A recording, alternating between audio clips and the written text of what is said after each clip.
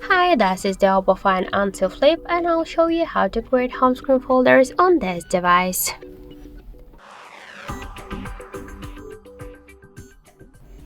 So let's just hold for a while the application and drag this up to another one. And by this way, we just successfully created the new home screen folder.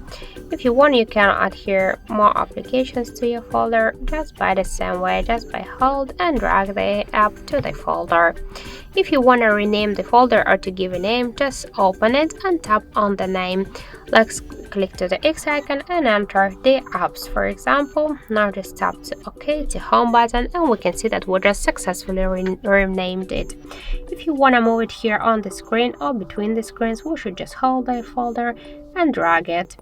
Just to remove the application from the folder, we should just hold it and drag it to the home screen if you want to stay with this app on the home screen.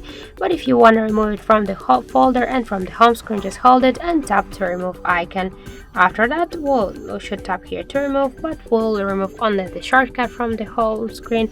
We'll find then here this application in the apps menu.